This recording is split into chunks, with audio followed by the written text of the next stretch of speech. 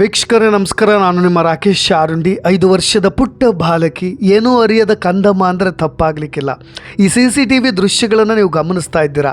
ನಿಮ್ಮ ಕೋಪ ಉಕ್ಕಿ ಬರಬಹುದು. ಆ ಪುಟಾಣಿಯನ್ನು ಹೇಗೆ ಪುಸಲಾಯಿಸಿ ತನ್ನ ದೇಹದ ಸುಖವನ್ನು ತೀರಿಸಿಕೊಳ್ಳೋದಕ್ಕೆ ಈ ಮನುಷ್ಯ ರೂಪದ ರಾಕ್ಷಸ ಕರೆದುಕೊಂಡು ಹೋಗ್ತಾ ಇದ್ದಾನೆ ಅಂತ. ನಾವು ಯಾರೋ ಅಪರಿಚಿತರು ನಮ್ಮ ಮನೆಯ ಎಳೆಯ ಕಂದಮ್ಮಗಳ ಕೆನ್ನೆಗಿಂಡು ಬಿಟ್ಟರೆ ಅಥವಾ ಮಕ್ಕಳು ಅದನ್ನು ಅವಾಯ್ಡ್ ಮಾಡಿದರೆ ನಾವೇ ಹೇಳ್ತಾ ಇರ್ತೀವಿ ನಮ್ಮ ಮನೆಯವರಿಗೆ, ಅಥವಾ ನಮ್ಮ ಮನೆಯ ಪುಟ್ಟ ಮಕ್ಕಳಿಗೆ ಯಾಕೆ ಅಣ್ಣ ಅಲ್ವಾ ಅಂಕಲ್ ಅಲ್ವಾ ಅಂತ ಪರಿಚಯ ಮಾಡಿಕೊಡ್ತೀವಿ. ಆದರೆ ಈ ನರರೂಪದ ಮನುಷ್ಯನ ತಲೆಯಲ್ಲಿ ಅದು ಯಾವ ಅಸಹ್ಯಕರ ಹೊಲಸು ಆಲೋಚನೆಗಳು ಓಡ್ತಾ ಇರುತ್ತೋ ನಮ್ಗೆ ಗೊತ್ತಾಗೋದೇ ಇಲ್ಲ. ವೀಕ್ಷಕರು, ಇಂತಹ ಘಟನೆಗಳನ್ನು ನೋಡಿದಾಗ ನಮಗೂ ಕೂಡ ಸಹಜವಾಗಿ ಹಾಗೆ ಅನಿಸುತ್ತೆ. ಆ ಯೆಲ್ಲೋ ಕಲರ್ ಶರ್ಟ್ನ ವ್ಯಕ್ತಿ ಆ ಪುಟ್ಟ ಮಕ್ಕಳನ್ನು ಒಂದು ಕಡೆ ಕರೆದುಕೊಂಡು ಹೋಗ್ತಾ ಇದ್ದ ನಿರ್ಜನ ಜಾಗಕ್ಕೆ. ಯಾರೂ ಕೂಡ ಅದನ್ನು ನೋಡಿದ್ರೆ ಸಹಜವಾಗಿ ಅನುಮಾನ ಬರೋದೇ ಇಲ್ಲ, ಆ ಥರದ ಶಂಕೆ ವ್ಯಕ್ತವಾಗೋದೇ ಇಲ್ಲ. ಯಾರೋ ಅಣ್ಣನಿರ್ಬೋದು, ತಮ್ಮನಿರ್ಬೋದು, ಚಿಕ್ಕಪ್ಪನಿರ್ಬೋದು, ಅಥವಾ ಪುಟ್ಟ ಮಕ್ಕಳಿಗೆ ಚಾಕ್ಲೇಟನ್ನು ಕೊಡಿಸೋದಕ್ಕೆ ಕರೆದುಕೊಂಡು ಹೋಗ್ತಾ ಇರ್ಬೋದು ಅಂತ ಭಾವಿಸಿಬಿಡ್ತಾರೆ. ಯಾಕೆ ನಮ್ಮ ಸಂಬಂಧದ ಒಳಗೆ ಅಥವಾ ನಮ್ಮ ಸುತ್ತಮುತ್ತ ಅಪರಿಚಿತರನ್ನ ನಾವು ನಂಬದಂಥ ಪರಿಸ್ಥಿತಿ ಬಂದುಬಿಟ್ಟಿದೆ ಅಂದರೆ ಈ ಥರದ ಘಟನೆಗಳು ವಾಸ್ತವ ಜಗತ್ತಿನಲ್ಲಿ ನಡೀತಾ ಇರೋದ್ರಿಂದ. ಈ ಘಟನೆ ನಡೆದಿದ್ದು ಬಳ್ಳಾರಿಯ ಸಂಡೂರು ತಾಲೂಕಿನ ತೋರಣಗಲ್ನಲ್ಲಿ. ಆ ಥರದ ಒಂದು ಅಮಾನವೀಯ ಘಟನೆ ಇದು. ಪೈಶಾಚಿಕತನದ ಕೃತ್ಯ ಅಂದರೆ ತಪ್ಪಾಗೋದಿಲ್ಲ. ವಿಜಯನಗರ ಜಿಲ್ಲೆಯ ಕಮಲಾಪುರದ ಹಳೇಬೀಡು ನಿವಾಸಿ ಮಂಜುನಾಥ್ ಅನ್ನೋ ವ್ಯಕ್ತಿ ಈ ಥರದ ಪೈಶಾಚಿಕ ಕೃತ್ಯವನ್ನು ತೋರಿಬಿಟ್ಟಿದ್ದ. ಇದೀಗ ಅದೇ ಕೇಸ್ಗೆ ಟ್ವಿಸ್ಟ್ ಸಿಕ್ಕಿದೆ. ಆತನನ್ನು ಬಹಿರಂಗವಾಗಿ ಚಿತ್ರಹಿಂಸೆ ಕೊಟ್ಟು ಆತನ ಉಸಿರನ್ನು ತೆಗೆದುಬಿಡಿ ಅನ್ನೋ ಸಾರ್ವಜನಿಕರ ಆಕ್ರೋಶದ ನಡುವೆ ಪೊಲೀಸರು ಆತನಿಗೀಗ ಸರಿಯಾದ ಪಾಠವನ್ನೇ ಕಲಿಸಿಬಿಟ್ಟಿದ್ದಾರೆ.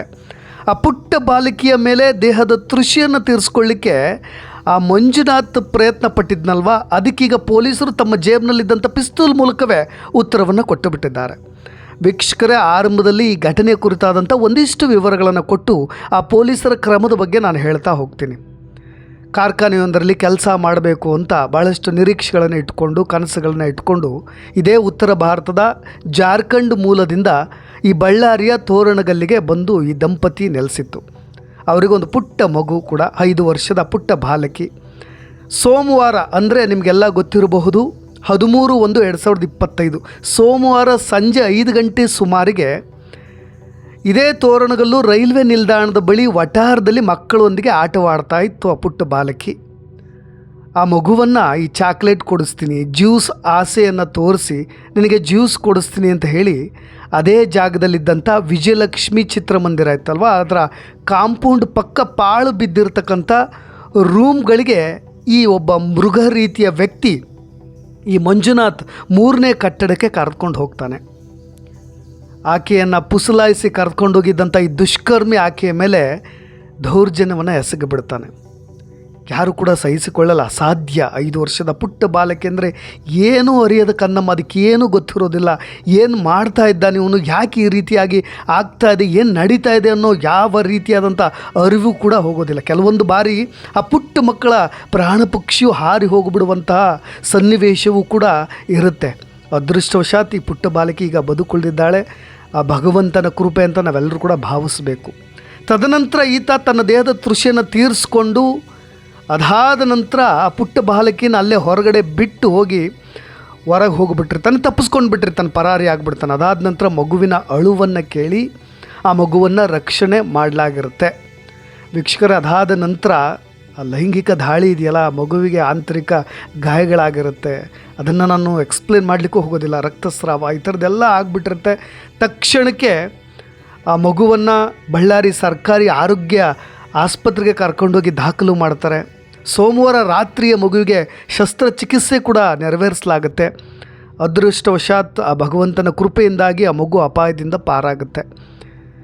ಕೊನೆಯದಾಗಿ ಆಸ್ಪತ್ರೆಯ ವೈದ್ಯರು ಕೂಡ ಅಚ್ಚರಿ ಆಘಾತವನ್ನು ಕೂಡ ವ್ಯಕ್ತಪಡಿಸ್ತಾರೆ. ಮಗುವಿನ ಮೇಲೆ ಆ ಥರದ ಒಂದು ದಾಳಿ ನಡೆದು ಬಿಟ್ಟಿದೆ ಅಂತ ಹೇಳಿ ಅವರು ಕೂಡ ವಿವರಗಳನ್ನು ಕೊಡ್ತಾ ಹೋಗ್ತಾರೆ. ಆ ಪೋಷಕರ ಆಕ್ರಂದನ ಮುಗಿಲು ಮುಟ್ಟಿಬಿಟ್ಟಿರುತ್ತೆ. ಈಗ ಅದಾದ ನಂತರ ಆತನನ್ನು ಹೇಗಾದರೂ ಮಾಡಿ ಬಂಧಿಸಬೇಕು ಅಂತ. ನಿಮಗೆ ಒಂದು ಗೊತ್ತಿರಲಿ, ದುಷ್ಕರ್ಮಿ ಮಂಜು ಇದಾನಲ್ಲ, ಈತ ವಿವಾಹಿತ ಕೂಡ. ತನ್ನ ಯಾವುದೇ ರೀತಿಯಾದಂಥ ದೇಹದ ಈ ಸುಖಗಳನ್ನು ತೀರಿಸ್ಕೊಳ್ಳಿಕ್ಕೆ ಮನೆಯಲ್ಲಿ ಪತ್ನಿ ಇದ್ದರು, ಆದರೂ ಕೂಡ ಈ ರೀತಿಯಾಗಿ ಮಾಡಿಬಿಟ್ನಲ್ಲ ಅನ್ನೋ ಆಕ್ರೋಶ ಎಲ್ರಿಗೂ ಕೂಡ ಸಹಜವಾಗಿ ಉಕ್ಕು ಬರುತ್ತೆ. ಕಮಲಾಪುರದ ಮೂಲದ ನಿವಾಸಿ. ಅದಾದಮೇಲೆ ಈತನನ್ನು ಹೇಗಾದರೂ ಮಾಡಿ ಬಂಧಿಸಬೇಕು ಅಂತ ಸೋಮವಾರ ಈ ಪೊಲೀಸರು ಬಳ್ಳಾರಿ SP ಡಾಕ್ಟರ್ ಶೋಭಾ ರಾಣಿಯವರೇ 3 ಟೀಮನ್ನು ರಚನೆ ಮಾಡಿಬಿಟ್ಟಿರ್ತಾರೆ. ತನಿಖೆಗೆ ಇಳಿತಾರೆ. ಈ ಥರದ ಘಟನೆಗಳು ಹೆಚ್ಚಾಗಿ ಹೆಣ್ಣು ಮಕ್ಕಳಿಗಂತೂ ಅದನ್ನು ಸಹಿಸಿಕೊಳ್ಳಲು ಅಸಾಧ್ಯ. ತಾನೂ ಕೂಡ ಹೆಣ್ಣು, ತನ್ನ ಮನೆಯಲ್ಲೂ ಕೂಡ ಹೆಣ್ಣು ಮಕ್ಕಳು ಇದ್ದು ಬಿಟ್ರಂತರೂ ಇದೇ ಬಳ್ಳಾರಿ SP ಡಾಕ್ಟರ್ ಶೋಭಾ ರಾಣಿ ತುಂಬ ಸೀರಿಯಸ್ ಆಗಿ ಇನ್ವೆಸ್ಟಿಗೇಷನ್ ಶುರು ಮಾಡ್ತಾರೆ, ತನಿಖೆ ಮಾಡ್ತಾರೆ. ಪೊಲೀಸರು ಕೊಪ್ಪಳದ ಹುಲಿಗಿಯಲ್ಲಿ ಇದೇ ಆರೋಪಿ ಮಂಜುನಾಥನನ್ನು ಬಂಧನ ಕೂಡ ಮಾಡ್ತಾರೆ. ಇದಾದ ನಂತರ ಬಂಧನದ ಬಳಿಕ ಪಂಚನಾಮೆಗೆ ಕರೆದುಕೊಂಡು ಹೋಗಬೇಕಾದ್ರೆ ಈ ಖತರ್ನಾಕ್ ಆರೋಪಿ ಮಂಜುನಾಥ್ ಇದ್ದಾನಲ್ವಾ, ಈತ ಹೆಡ್ ಕಾನ್ಸ್ಟೇಬಲ್ ರಘುಪತಿ ಮೇಲೆಯೇ ಹಲ್ಲೆ ಮಾಡಿ ತಪ್ಪಿಸ್ಕೊಳ್ಳಿಕ್ಕೆ ಪರಾರಿಯಾಗಲಿಕ್ಕೂ ಕೂಡ ಮುಂದಾಗ್ತಾನೆ. ಆತನಿಗೆ ಒಂದು ಅರಿವಿರ್ಬೋದು, ಇನ್ನು ಮುಂದೆ ನನ್ನ ಜೀವನ ಇಲ್ಲಿಗೆ ಎಂಡ್ ಆಗಿಬಿಡುತ್ತೆ ಅಂತ. ಕೆಲವೊಂದು ಬಾರಿ ಕಾನೂನು ಪ್ರಕ್ರಿಯೆಗಳನ್ನು ನೋಡಿದಾಗ ಈ ಥರದ ದುಷ್ಕರ್ಮಿಗಳು, ನೀಚರು ಇವರೆಲ್ಲರೂ ಕೂಡ ಹೊರಗೆ ಬಂದು ಮತ್ತೆ ಹೊಸ ಜೀವನವನ್ನು ಕೂಡ ಕಟ್ಕೊಳ್ಳೋದು ಆಗಿಬಿಡುತ್ತೆ. ಆದರೆ ಇದಕ್ಕೊಂದು ದಿ ಎಂಡ್ ಅನ್ನೋ ಥರದ ತೀರ್ಪುಗಳು ಬರಬೇಕು ಅನ್ನೋದಷ್ಟೇ ನನ್ನ ಆಶಯ. ಈ ಮಂಜುನಾಥ್ ಅನ್ನೋನು ಹೆಡ್ ಕಾನ್ಸ್ಟೇಬಲ್ ರಘುಪತಿ ಮೇಲೆ ಹಲ್ಲೆ ಮಾಡಿ ತಪ್ಪಿಸ್ಕೊಳ್ಳಿಕ್ಕೆ ಪರಾರಿ ಆಗಲಿಕ್ಕೂ ಕೂಡ ಮುಂದಾಗ್ತಾನೆ. ಯಾವಾಗ ಪಂಚನಾಮೆ ಮಾಡಲಿಕ್ಕೆ ಕರ್ಕೊಂಡು ಹೋದಾಗ, ಯಾವಾಗ ಈ ಪೊಲೀಸರ ಮೇಲೆ ಹಲ್ಲೆಗೆ ಪ್ರಯತ್ನ ಪಟ್ಬಿಟ್ನೋ ಆಗ ಇದೇ ಆರೋಪಿ ಮಂಜುನಾಥ್ ಮೇಲೆ ತೋರಣಗಲ್ನ PSI ಡಾಕೇಶ್ ಬಲಗಾಲಿಗೆ ಫೈರ್ ಮಾಡ್ತಾರೆ. ಸಿಡಿಗುಂಡನ್ನು ಸಿಡಿಸ್ತಾರೆ. ಜೇಬ್ನಲ್ಲಿರ್ತಕ್ಕಂಥ ತುಪಾಕಿ ಕೇವಲ ಜೇಬ್ನಲ್ಲಿ ಇಟ್ಕೊಳ್ಳೋದಕ್ಕೆ ಅಲ್ಲ, ಸರಿಯಾದ ಸಮಯದಲ್ಲಿ ಬಳಸಬೇಕು ಅನ್ನೋದು ಅವ್ರಿಗೂ ಕೂಡ ಇದೆ. ಸದ್ಯ ಈಗ ಆತನನ್ನು ವಿಮ್ಸ್ ಆಸ್ಪತ್ರೆಗೆ ದಾಖಲು ಮಾಡಿದ್ದಾರೆ. ಈ ಪಾಪಿ ಚಿಕಿತ್ಸೆ ಕೂಡ ಪಡಿತಾ ಇದ್ದಾನೆ. ವೀಕ್ಷಕರೇ, ಆರಂಭದಲ್ಲಿ ನನಗೆ ಈ ಥರದ ಘಟನೆಗಳನ್ನು ನೋಡಿದಾಗ ಬಹಳಷ್ಟು ಕೋಪ ಉಕ್ಕಿ ಬರುತ್ತೆ ಅಂತ ಪದೇ ಪದೇ ನಾನು ಯಾಕೆ ಹೇಳ್ತಾ ಇದ್ದೆ ಅಂದರೆ ಇದೇ ಕಾರಣಕ್ಕೆ. ಈ ಥರದ ಅನೇಕ ಘಟನೆಗಳು ಪ್ರತಿನಿತ್ಯ ನಡೀತಲೇ ಇರುತ್ತೆ, ಅದನ್ನು ನಾವು ಕೇಳ್ತಾ ಇರ್ತೀವಿ. ಸಹಜವಾಗಿ ಇವನ್ನೆಲ್ಲವನ್ನೂ ಕೂಡ ನಾವು ಮೌನವಾಗಿ ನೋಡಿಬಿಡ್ತೀವಲ್ಲಪ್ಪ ಅಂತ ಅನಿಸ್ಬಿಡುತ್ತೆ. ಭಾಳಷ್ಟು ಸರಿ ನಮ್ಮ ಮನೆಯ ಸುತ್ತಮುತ್ತ ಈ ಥರದ ಪಾಳು ಬಿದ್ದಿರೋ ರೂಮ್ಗಳಲ್ಲಿ ಈ ಥರದ ಅನೈತಿಕ ಚಟುವಟಿಕೆಗಳು ಕೂಡ ನಡೀತಾ ಇರುತ್ತೆ.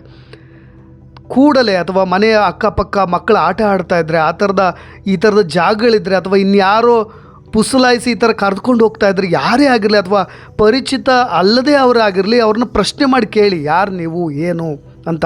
ಈತ ಅವರಿಗೆ ಪರಿಚಿತನೂ ಕೂಡ ಅಲ್ಲ, ಅಪರಿಚಿತ. ಆ ಥರದ ವ್ಯಕ್ತಿ ಮಕ್ಕಳನ್ನ ಏಕಾಏಕಿಯಾಗಿ ಹೀಗೆ ಅಂಗಡಿಗೋ ಎಲ್ಲಿಗೋ ಕರ್ಕೊಂಡು ಹೋಗ್ತಾ ಇದ್ದಾನೆ ಅಂದರೆ ಅಕ್ಕಪಕ್ಕದವರು ಒಂದು ಬಾರಿ ಪ್ರಶ್ನೆ ಮಾಡಬೇಕಾಗತ್ತೆ. ಯಾರೀತ, ಏನು, ಎಲ್ಲಿಂದ ಬಂದಿದ್ದಾನೆ, ಈತನ ಹಿನ್ನೆಲೆ ಏನು, ಅಥವಾ ನಿಮ್ಮ ರಸ್ತೆಗಳಲ್ಲೇ ಅಥವಾ ನಿಮ್ಮ ಅಕ್ಕಪಕ್ಕದ ಬೀದಿಗಳಲ್ಲೂ ಯಾರೋ ಈ ಥರದ ಅಪರಿಚಿತ ಓಡಾಡ್ತಾ ಇದ್ದ ಅಂದರೆ ಒಂದು ಬಾರಿ ಪ್ರಶ್ನೆ ಮಾಡಿ, ಎಲ್ಲಿಯವರು ನೀವು, ಇದೇ ಊರಿನವರ, ಎಲ್ಲಿಯವರು ಅಂತ ಪ್ರಶ್ನೆ ಮಾಡಿದ್ರೆ ಈ ಥರದ ಕೃತ್ಯಗಳ ನಡೆಯೋದು ಕಡಿಮೆ ಆಗ್ತಾ ಹೋಗುತ್ತೆ. ಸದ್ಯ ಈಗ ಬಾಲಕಿ ಕುಟುಂಬಕ್ಕೆ ಆಸ್ಪತ್ರೆ ಚಿಕಿತ್ಸೆ ವೆಚ್ಚವನ್ನು ಕೂಡ ಭರಿಸಬೇಕು, ಪರಿಹಾರ ನೀಡಬೇಕು ಅಂತ ಹೋರಾಟಗಳನ್ನು ಕೂಡ ನಡೆಸ್ತಾ ಇದ್ದಾರೆ. ಹೆಚ್ಚಾಗಿ ತೋರಣಗಲ್ನಲ್ಲಿ ಈ ಥರದ ಒಂದಿಷ್ಟು ಘಟನೆಗಳು ಪದೇ ಪದೇ ಮರುಕಳಿಸ್ತಾ ಇರೋದ್ರಿಂದ ಸುರಕ್ಷಿತ ಕ್ರಮವಾಗಿ CCTV ಕ್ಯಾಮ್ರಾಗಳು, ಫಲಕಗಳು, ಇತರೆ ವ್ಯವಸ್ಥಿತ ಸಾಧನಗಳು ಕೂಡ ಅಳವಡಿಸಬೇಕಾಗತ್ತೆ ಆಯಾ ಜಾಗದಲ್ಲಿ ಅನ್ನೋ ಕೂಗು ಕೂಡ ಕೇಳಿಬರ್ತಾ ಇದೆ. ಒಂದು ಕಡೆ ಈ ಥರದ ಘಟನೆಗಳು ಪ್ರತಿನಿತ್ಯ ಪೇಪರ್ನಲ್ಲಿ ಓದಿ ರೋಸಿ ಹೋಗಿ ನಮಗೂ ಕೂಡ ಎಲ್ಲರ ಮೇಲೆ ನಂಬಿಕೆಗಳು ಎಲ್ಲಿ ಕಳೆದುಕೊಂಡು ಬಿಡ್ತೀವೋ ಅಂತ ಅನಿಸ್ಬಿಡ್ತಾ ಇದೆ. ಮಾನವೀಯ ಮೌಲ್ಯಗಳು, ನೈತಿಕ ಮೌಲ್ಯಗಳು, ಜೊತೆಗೆ ಪರಸ್ಪರ ನಂಬಿಕೆ, ವಿಶ್ವಾಸ ಎಲ್ಲವೂ ಕೂಡ ನಾಶವಾಗಿ ಹೋಗ್ತಾ ಇದೆಯಾ ಅಂತ ಅನಿಸ್ಬಿಡುತ್ತೆ. ವೀಕ್ಷಕರ ನಿಮ್ಮ ಅಭಿಪ್ರಾಯ ಕೂಡ ಇಂಪಾರ್ಟೆಂಟ್ ಆಗುತ್ತೆ, ದಯವಿಟ್ಟು ತಿಳಿಸಿ ಅಂತ ಹೇಳ್ತಾ ಇನ್ನಷ್ಟು ಸುದ್ದಿಗಳೊಂದಿಗೆ ಮತ್ತೆ ಬರ್ತೀನಿ. ನಾನು ರಾಕೇಶ್ ಆರುಂಡಿ, ಧನ್ಯವಾದ.